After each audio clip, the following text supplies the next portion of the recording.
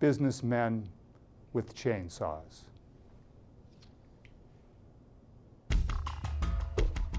A smartly dressed businessman walked into the corporate headquarters with a chainsaw.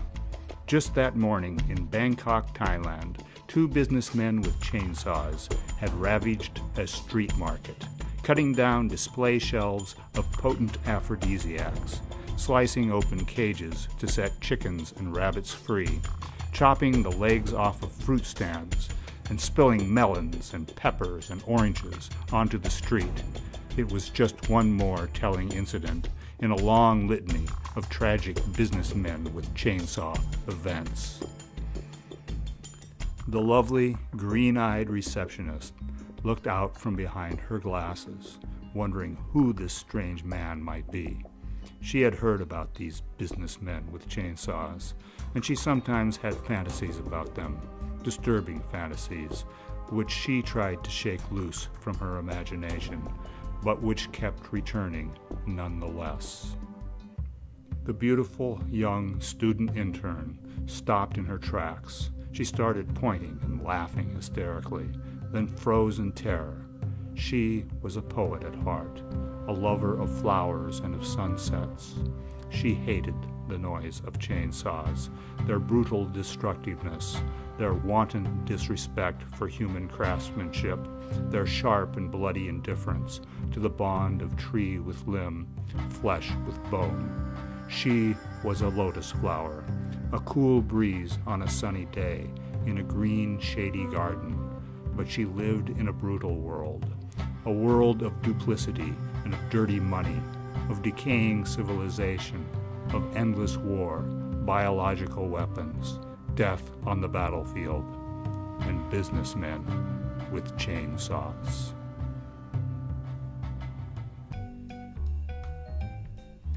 The marketing specialist looked up. She was pleasantly surprised. She liked tall men, businessmen who weren't afraid to make money or to show that they had money. She liked men who dressed in business suits and who carried chainsaws, large chainsaws. The bigger, the better. She dreamed of turning these powerful men into unwilling servants to her sexual appetites and to her carnal needs. The chief salesman started eating his tie. He was no fighter. He was no tough guy. He was a talker, a schmoozer, a purveyor of dreams. Mechanical objects frustrated him. Chainsaws terrified him. He put his tie into his mouth because he knew that words or fists or even furniture were worthless in the face of a businessman with a chainsaw. The vice president of the corporation shut his office door, locked himself inside, and began practicing kickboxing.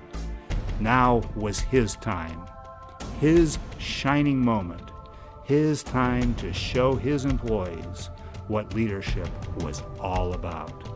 He wished that he had not removed his pistol from his desk and taken it back home.